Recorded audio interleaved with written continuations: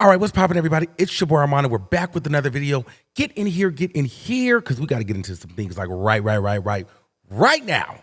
All right, so I don't know about you guys, but this Wendy Williams stuff is getting very interesting, okay? And I'm not really sure what to make of it all. I'm telling you, it's been feeling weird. There's been a lot of Wendy Williams news today, and it's just taken all kind of left turns ever since she's spoken out. It's like no one wants her to speak out, but everything is supposed to be okay.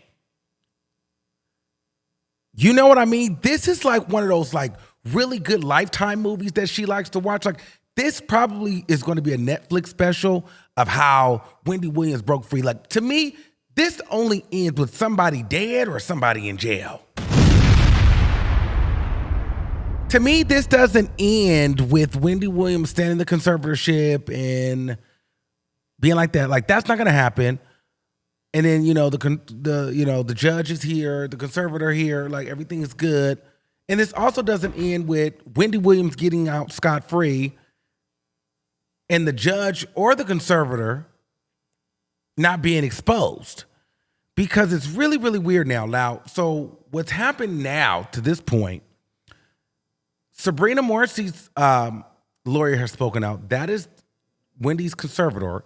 So they sent a letter out responding to the things that Wendy Williams has said. So we're going to get into that. Also, the judge over Wendy Williams' conservatorship obviously is in cahoots with the conservator, Sabrina Morrissey. She's pissed at Wendy for speaking out and threatening to put her into a more restrictive living facility.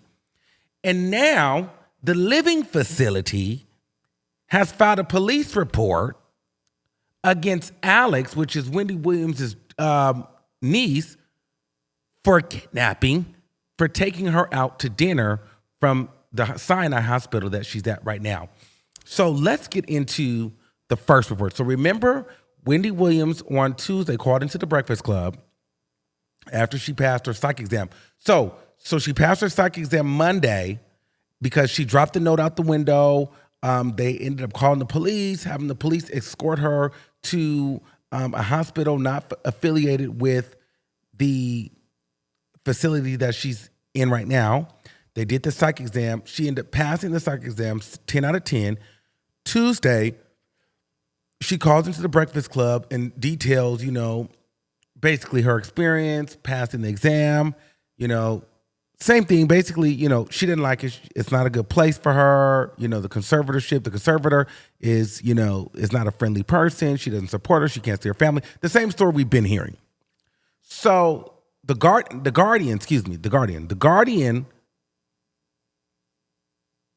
comes back and speaks. Well, their lawyer speaks. So Wendy Williams' Guardian's lawyer says the media is wrong. That's the first article we're going to get into. Okay? The media is apparently wrong. Wendy has freedom, great care, and a competent guardian. Okay? TMZ has just received a letter from the lawyer repping Wendy Williams' guardian, Sabrina Morrissey.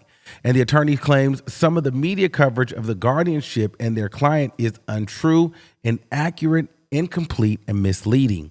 The attorney notes that Morrissey did not create the guardianship, number one. The judge did. He goes on to say that the judge declared Wendy illegally incapacitated last August after she was diagnosed with frontotemporal dementia the year before. The lawyer says Wendy has not been kept from her family, says she can call them, she can see them whenever she wants. Wendy says she has not been allowed visitors with just a few expectations since entering the assisted living facility in New York. Okay, so they're saying, this lady is saying Wendy can do anything. She can see her family. She can have visitors. She can go in and out. We know that's not true because we've seen Wendy, hanging on a window, begging to get out of there. We also seen Wendy dropping notes out of a window. We also seen Wendy Williams begging and pleading to the media and the internet to go see her father for his birthday. We now know that this facility has now filed a police report on Alex because she took Wendy out to dinner. So I'm not believing that they're just allowing Wendy to do whatever they want, because Wendy wouldn't be pleading like this. This is the lie. And, her lawyer is paid to lie, but this is the freaking joke. Why does Wendy have a phone that only makes outgoing calls, but you can't call her? I think it's one way like that. I'm not sure if it's you can't call her, she can't call you, but it's one way. The Guardian notes that Wendy traveled twice to Florida to visit family. We're told Wendy claims the judge actually turned down the last visit for her dad's birthday and reversed that decision after TMZ's documentary, Saving Wendy. So the judge turned it down, then watched the documentary and reversed it. The lawyer says Wendy is receiving excellent medical care, where there is a spa, workout rooms, excellent food, a dining room, and outside terraces. Wendy says she is often denied access to many of these perks because she can only leave the 5th floor memory unit with permission. The lawyer says Wendy's attorney tried to terminate the guardianship last year, but the judge denied it. Morrissey's lawyer says she's free to try again, and Wendy is doing just that.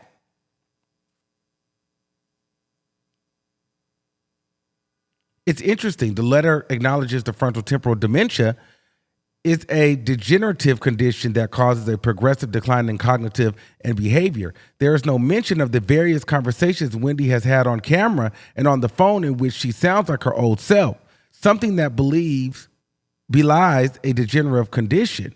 This is true. Like, why are they not acknowledging that she doesn't sound crazy, that she's sounding like her old and regular self? She's talked many different times to many different people on the phone. The letter also says symptoms of FTD include memory loss, as we reported in independent psychiatrists examined Wendy Monday and gave her a cognitive test, which she passed. The lawyer says Morrissey has received one payment of less than $30,000 for services rendered since 2022. The Guardian has worked without pay. Only the court will determine how much and when Ms. Morrissey is paid for services rendered. Finally, the lawyer warns false statements about Ms. Williams' condition and the guardianship harm Ms. Williams and her interests and undermine protection created by the court for her health and welfare. Wendy, her niece, her independent caregiver, and others have a very different view of the situation. So the lawyer is feeling some type of way. So now the lawyer comes in and says, so Wendy Williams' guardianship judge, the judge is feeling away. So Wendy Williams' guardianship judge is pissed off that she's talking to the media, threatens even more restrictions. The judge in Wendy Williams' guardianship case is fed up with Wendy Williams' behavior and wants her to move to another facility, presumably with even tighter restrictions. TMZ is privy to an email that Judge Lisa Sokoloff fired off to Wendy's lawyer, and the judge is having trouble hiding her contempt for the former talk show host. The judge references a prior hearing in which she ordered that Wendy be moved to a new facility. So this is the judge. Ugh, big, fat, nasty, white. Ugh. Wow. Apparently, Wendy's lawyer fired back saying it would be wrong to move her to an even more restrictive facility than where she is right now, a residential facility called Kotiri. The judge wrote in the email, "I have always contended that Wendy will be given the independence she can handle. I question how well she can handle that independence she has been given." Ooh. So the judge is saying, I have always contended that Wendy will be given the independence that she can handle. Basically saying, I decided that she can only handle this level of independence. The guardianship, being stuck in this freaking luxury prison,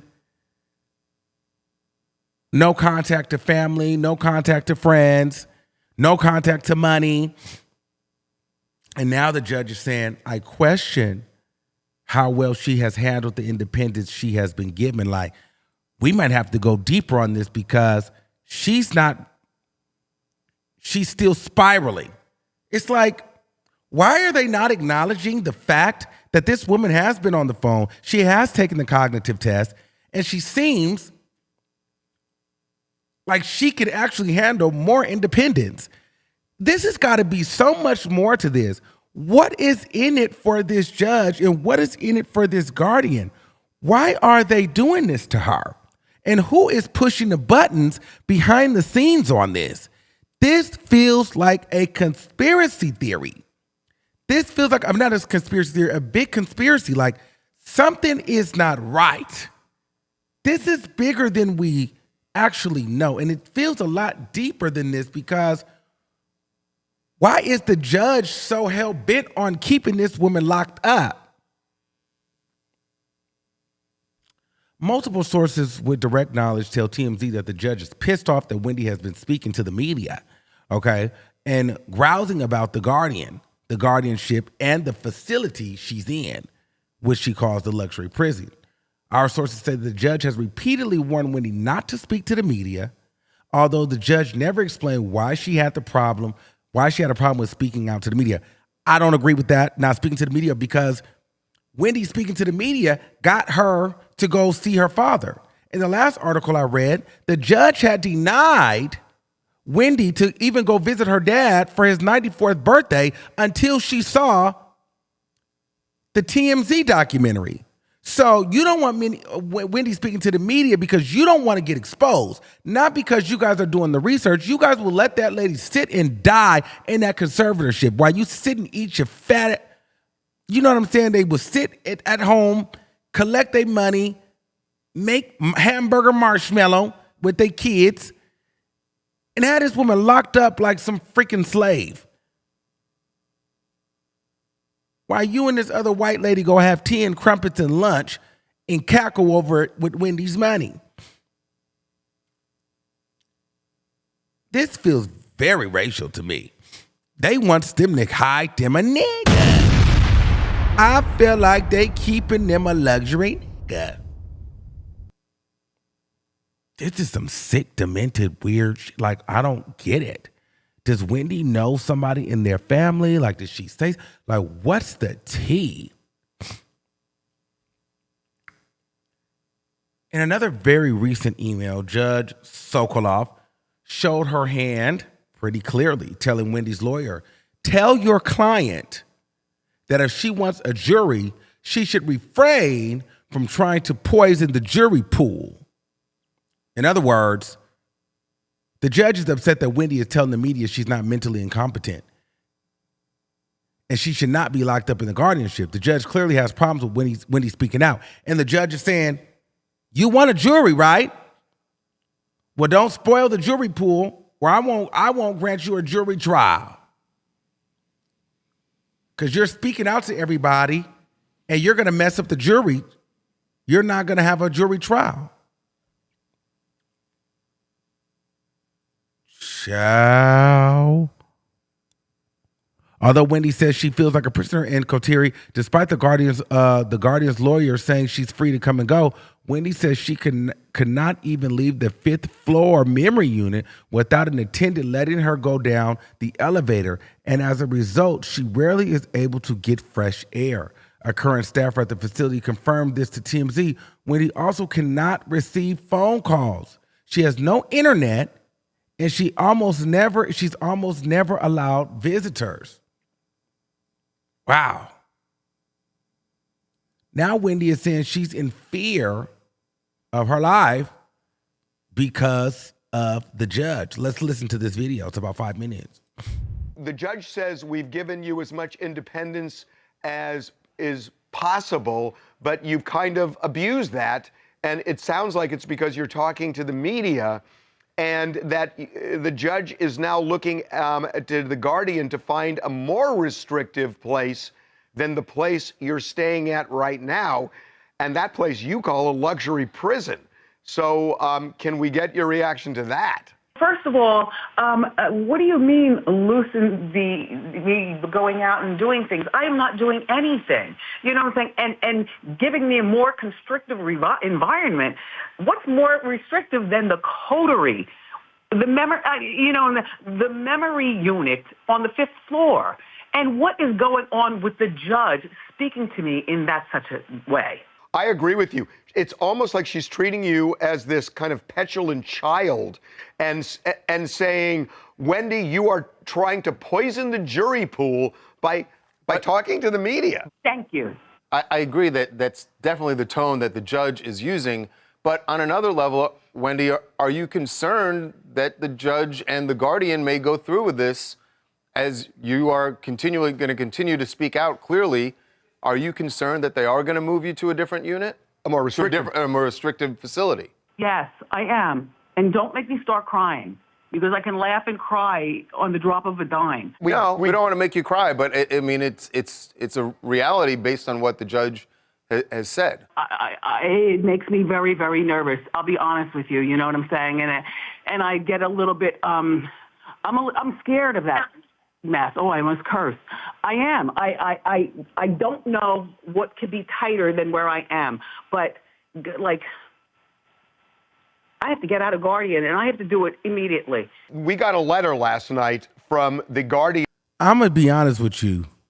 She sounds more clear, level-headed today than she has this whole entire time. There's no Cindy on the phone. There's no Alex on the phone. This is Wendy, and this is like, shit, I have to get the fuck out of here immediately. Because listen. Shit gonna get ugly, okay? Damn. It's getting like, she's like woken up like, shit, this is going to get serious. Ian's lawyer, who is painting a picture that you're free to come and go as you want. You can go out and shop. You can go out for appointments. And they're making it sound like you just have the ability to roam freely. They're lying. They're lying. That's a lie. That's a lie. And you know, well, you don't know because you haven't been, because you're not allowed to come see me at the coterie. You are not allowed. My niece has to be permitted to.